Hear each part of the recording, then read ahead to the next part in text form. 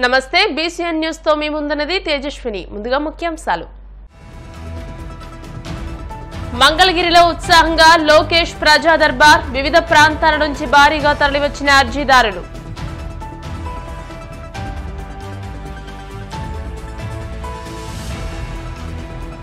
జనసేనలో చేరిన మాజీ మంత్రి బాలినేని, మాజీ ఎమ్మెల్యేలు సామినేని ఉదయభాను, కిలారి రోసయ్య.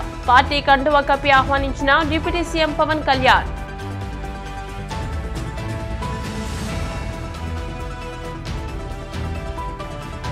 వైసీపీ నాయకులతో మాజీ ముఖ్యమంత్రి జగన్మోహన్ రెడ్డి సమీక్ష. పార్టీ పరంగా నిర్వహించాల్సిన కార్యకలాపాలపై సుదీర్ఘ చర్చ.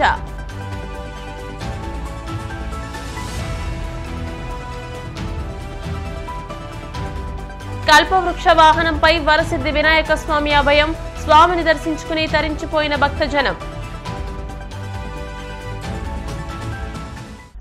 గుంటూరు జిల్లా మంగళగిరి నియోజకవర్గ ప్రజల కోసం మంత్రి నారా లోకేష్ ప్రారంభించిన ప్రజా దర్బార్ కు అనూహ్య స్పందన లభిస్తోంది. ఈ కార్యక్రమం కేవలం మంగళగిరి ప్రజల కోసమే నిర్వహిస్తున్నప్పటికీ రాష్ట్ర నలుమూలల నుంచి ప్రజలు పెద్ద ఎత్తున తరలివచ్చి యువ నేతకు సమస్యలు చెప్పుకుంటున్నారు. తెల్లవారుజాము నుంచే ఉండవల్లిలోని చంద్రబాబు నివాసం వద్ద పెద్ద ఎత్తున జనం బారులు తీరారు. రోజు రోజుకు ప్రజల నుంచి వస్తున్న స్పందన నేపథ్యంలో రాష్ట్రంలోని అన్ని నియోజకవర్గాల్లోనూ ఈ కార్యక్రమాన్ని చేపట్టాలని కొత్తగా ఎన్నికైన ప్రజాప్రతినిధులు భావిస్తున్నారు. రాష్ట్రం నలుమూలల నుంచి ఎంతమంది వచ్చినా ఓపికగా వారి నుండి వినతులు స్వీకరిస్తూ లోకేష్ భరోసా ఇస్తున్నారు.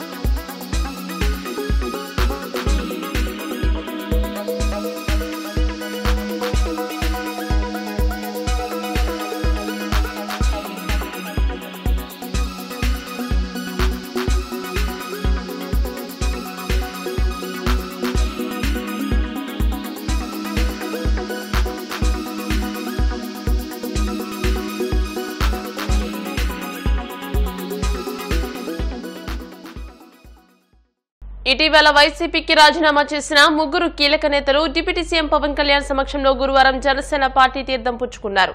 మంగళగిరిలోని జనసేన పార్టీ కేంద్ర కార్యాలయంలో ఏర్పాటు చేసిన కార్యక్రమంలో మాజీ మంత్రి బాలినేని శ్రీనివాసరెడ్డి, మాజీ ఎమ్మెల్యేలు సామినేని ఉదయభాను, కిలారి రోసయ్యకు పవన్ కళ్యాణ్ పార్టీ కండువా కప్పి జనసేనలోకి ఆహ్వానించారు. నేతల వెంట వందలాదిగా కార్యకర్తలు జనసేన కార్యాలయానికి తరలివచ్చారు. కూటమిలో పనిచేయడం కోసమే వైసీపీ నుంచి జనసేనలోకి వచ్చారని మాజీ ఎమ్మెల్యే సామినేని ఉదయభాను తెలియజేశారు. పార్టీ బలోపేతం కోసం తన వంతు కృషి చేస్తానని, అభివృద్ధి కోసం, ప్రభుత్వ కార్యక్రమాల అమలు కోసం పనిచేస్తానంటూ హామీ ఇచ్చారు.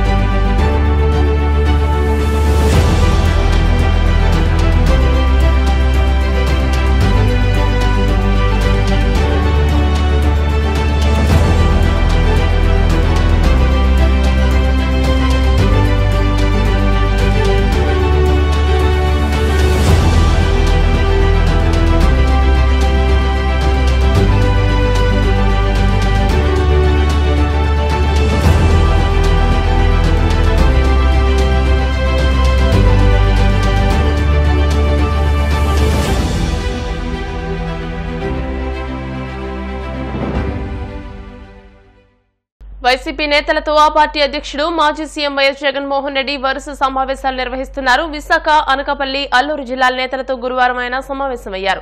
తాజా రాజకీయ పరిణామాలపై నేతలతో చర్చించారు. పార్టీ కార్యక్రమాలను ముందుకు తీసుకువెళ్లడంపై జగన్మోహన్ రెడ్డి నాయకులకు దిశానిర్దేశం చేశారు. ఈ భేటీలో సజ్జల రామకృష్ణారెడ్డి, బొత్స సత్యనారాయణ, గుడివాడ అమర్నాథ్, ఎమ్మెల్సీ వరదు కళ్యాణి, అవంతి శ్రీనివాస్, కేకే రాజు పాల్గొన్నారు. అనంతరం ఎన్టీఆర్, కృష్ణ, గుంటూరు జిల్లాలకు చెందిన పార్టీ నేతలతో సమావేశమయ్యారు. ఈ మేరకు ఆయన మాట్లాడుతూ తిరుమల పవిత్రతను, ప్రసాదం విశిష్టతను చంద్రబాబు అపవిత్రం చేసినందుకు శనివారం ఆలయాల్లో ప్రత్యేక పూజలు చేయాలని పిలుపునిచ్చారు.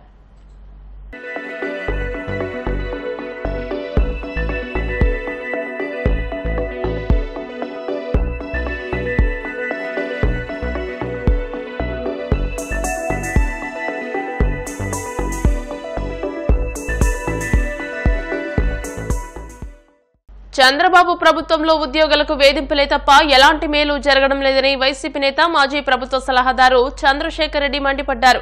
గురువారం ఆయన తాడపల్లిలోని వైసీపీ కేంద్ర కార్యాలయంలో మీడియాతో మాట్లాడుతూ ఎన్నికలకు ముందు చంద్రబాబు ఇచ్చిన ఏ ఒక్క హామీని అమలు చేయలేదని మండిపడ్డారు. నెల్లూరులో మైకు పనిచేయలేదని ఐఎన్పీఆర్ అధికారిని చంద్రబాబు అందరి ముందు అవమానపరిచారని అన్నారు. అధికారులు ఏ ప్రభుత్వంలోనైనా పనిచేస్తారని, కానీ చంద్రబాబు కొంతమందిని టార్గెట్ చేశారని అన్నారు. గత ప్రభుత్వంలో కీలక పోస్టుల్లో పనిచేసిన అధికారులను చంద్రబాబు వేధిస్తున్నారని అన్నారు. ఐఏఎస్, ఐపీఎస్ కావాలంటే ఎంతో కష్టపడాలని, అలాంటి వారిని కూడా చంద్రబాబు వేధిస్తున్నారని చంద్రశేఖర్ రెడ్డి ధ్వజమెత్తారు. మరి అప్పటి ముఖ్యమంత్రిని చూస్తారు అని చెప్పి అనంటే అది బెదిరించినట్టుగా ఉంది అక్కడ. ఎందుకంటే అప్పుడు కూడా అట్లే చేశారు. మరి ఆ రోజున జన్మభూమి కమిటీ మీటింగ్లలో మాట్లాడుతూ ఎక్కడంటే అక్కడ అధికారుల్ని ఆ యొక్క స్టేజ్ మీదకి పిలిచి అందరి ముందు మరి వాళ్ళని అవమానపరిచి చాలామంది వాళ్ళకి హార్ట్ ప్రాబ్లమ్స్ వచ్చి పడిపోయినటువంటి సంఘటనలు కూడా మనం ఇదివరకు చూసాం. మరి అదే స్టైల్లో మరలా ఇప్పుడు అధికారులను భయపెట్టడం అనేది పద్ధతిగా లేదు అని చెప్పేసి కూడా నేను ఈ సందర్భంగా మరి తెలియజేస్తా ఉన్నా. మరి ముఖ్యమంత్రి గారు మరి సీనియర్ పొలిటీషియన్, మరి ఎన్నోసార్లు ప్రభుత్వంలో ముఖ్యమంత్రిగా చేశారు. మరి అధికారులు, ప్రభుత్వాలు వస్తూ ఉంటాయి, పోతూ ఉంటాయి. ఐఏఎస్ కానీ, ఐపీఎస్ కానీ, ఇతర చిన్న అధికారులు కానీ, ఎవరైనా కానీ ప్రభుత్వంలో వాళ్ళు పర్మనెంట్గా ఉంటారు. వాళ్ళు రిటైర్మెంట్ వయసు వచ్చిన దాకా ఉద్యోగస్తులు పనిచేస్తూ ఉంటారు. వాళ్ళని ఎక్కడ పోస్టింగ్ ఇస్తే అక్కడ చేస్తూ ఉంటారు. ఒక మంచి అధికారిగా పనిచేసి మంచి పేరు తెచ్చుకుంటే వాళ్ళని తీసుకొచ్చి ఒక మంచి పోస్టింగ్స్ ఇస్తారు. వాళ్ళకి బాగా చేయగలుగుతాడు ఇతను, ఆ ఉద్యోగం సక్రమంగా నెరవేర్చగలుగుతాడు అని తీసుకొస్తారు. అలాగే సీఎం ఆఫీసులో కూడా మంచి అధికారులను తీసుకొచ్చి పోస్టింగ్స్ కూడా ఇస్తూ ఉంటారు. అయితే మరి ఎందుకో ఈ మధ్యకాలంలో చూస్తూ ఉన్నాం. మరి మొన్న ఎలక్షన్స్ అయిన తర్వాత గత ప్రభుత్వంలో పనిచేసినటువంటి అధికారులు, కీలక స్థానాల్లో పనిచేసినటువంటి అధికారులు, ఐఏఎస్ వాళ్ళని, ఐపీఎస్ వాళ్ళందరినీ కూడా పక్కన పెట్టి పోస్టింగ్స్ చేయకుండా మరి సీనియర్ మోస్ట్ ఒక డీజీపీ స్థాయి అధికారిని కూడా పక్కన పెట్టడం, కమిషనర్ ఆఫ్ పోలీస్ లెవెల్లో ఉన్నటువంటి, డిఐజీ లెవెల్లో ఉన్నటువంటి వాళ్ళని, వీళ్ళందరినీ కూడా పక్కన పెట్టి మీరు డీజీపీ ఆఫీస్కు పోయి పొద్దున్నే సంతకం పెట్టి సాయంత్రం వరకు అక్కడ ఎక్కడో వెయిట్ చేసి పోవాలనడం అనేది చాలా హాస్యాస్పదం అని కూడా నేను ఈ సందర్భంగా తెలియజేస్తా ఉన్నా. ఐఏఎస్, ఐపీఎస్ అధికారులు అంటే ఎంతో కష్టపడి వాళ్ళ జీవితంలో ఎంతో కష్టపడి సాధించుకుని ఆ ఉద్యోగము దేశానికే గర్వకారణంగా వాళ్ళ ఉద్యోగాలు చేస్తూ ఉంటే, అలాంటి ఉద్యోగాలు ఏ ప్రభుత్వం వచ్చినా కూడా ఎక్కడ వేసినా వాళ్ళు పోయి ఉద్యోగాలు చేస్తూ ఉంటారు. మరి వాళ్ళ చేసే పనితనాన్ని బట్టి వాళ్లకు మీరు పోస్టింగ్స్ ఇస్తూ ఉంటారు. అలాంటి వాళ్ళందరినీ కూడా ఎంతో మరి వందల మందిని పక్కన పెట్టి అధికారులను, ఐఏఎస్, ఐపీఎస్ అధికారులని పక్కన పెట్టడము, అదే స్థాయి అధికారుల దగ్గర పోయి చేతులు కట్టుకొని నిలబడడం ఉండండి అనే స్టైల్లో చెప్పడం అనేది చాలా బాధాకరము. అంతతో వదట్లేదు. వాళ్ళ మీద అనవసరమైనటువంటి కేసులు ఈ మధ్యన చూస్తూ ఉన్నారు. విజయవాడలో పనిచేసినటువంటి అధికారుల మీద ముంబై సినీ నటి కేసులో ఇరికించి ఆ అధికారుల్ని సస్పెండ్ చేశారు. 3 ఐపీఎస్ అధికారులతో పాటు ఇంకా ఒక డిఎస్పీ, సిఐ, వీళ్ళందరినీ కూడా. ఎక్కడ పోతున్నాం మనం? అంటే అధికారులు అంటే ఏంటి? వాళ్ళను వేధించడమేనా ప్రభుత్వంలో భాగంగా పనిచేస్తున్నటువంటి అధికారులు ఈ ప్రభుత్వానికి మంచి పేరు రావాలంటే అధికారులు కష్టపడి పనిచేస్తేనే మంచి పేరు వస్తుంది ప్రభుత్వాలకి. అది మర్చిపోతున్నారు. ఆ ప్రభుత్వంలో మీరు పనిచేశారు అని అంటే ఏ ప్రభుత్వం వచ్చినా ఉద్యోగి పనిచేయాల్సిందే. వాళ్ళు చెప్పినటువంటి వాళ్ళు ఎక్కడ వేస్తే అక్కడ చేయాల్సిందే, అక్కడ చేయాల్సిందే. నేను ఇంతకుముందు కూడా చెప్పాను, ఉద్యోగి ఏదైనా కానీ అతను చేసేటువంటి పనులు ఒక సిస్టమేటిక్గా రూల్స్ ఉంటాయి. ఆ రూల్స్ ప్రకారంగా ఆ ఉద్యోగి చేస్తాడు. అంతేగాని మనం ఎట్లా చెప్తే అట్లా చేయరు. చిత్తూరు జిల్లాలోని ప్రముఖ పుణ్యక్షేత్రం కాణిపాకంలో నిర్వహిస్తున్న ప్రత్యేక ఉత్సవాల్లో భాగంగా రాత్రి కల్పవృక్ష వాహనంపై వినాయక స్వామి విహరించారు. ఆలయ ఈవో, అర్చక, వేద పండితులు, సిబ్బంది ఉభయదారులుగా వ్యవహరించారు. ఉదయం మూల విరాట్కు పంచామృతాభిషేకం నిర్వహించారు. అనంతరం పాల కలశాలను తలపై పెట్టుకుని కాణిపాక పురవీధుల్లో ఊరేగించాక కళ్యాణ వేదిక వద్ద సిద్ది బుద్ది సమేత వరసిద్ది వినాయక స్వామి ఉత్సవమూర్తులకు క్షీరాభిషేకం నిర్వహించారు. అనంతరం ఆనివేటి మండపంలో సిద్ది బుద్ది సమేత వరసిద్ది వినాయక స్వామి ఉత్సవమూర్తులకు పూజలను నిర్వహించి ధూప దీప నైవేద్యాలు సమర్పించారు. అనంతరం కల్పవృక్ష వాహనంపై ఉంచి పురవీధుల్లో ఊరేగించారు.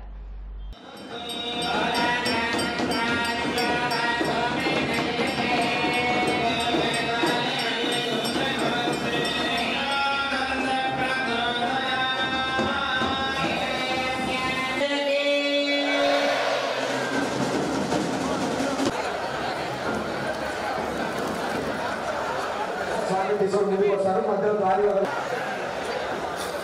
మా కొద్ది వెనక్కి వెళ్ళాలండి ప్లీజ్.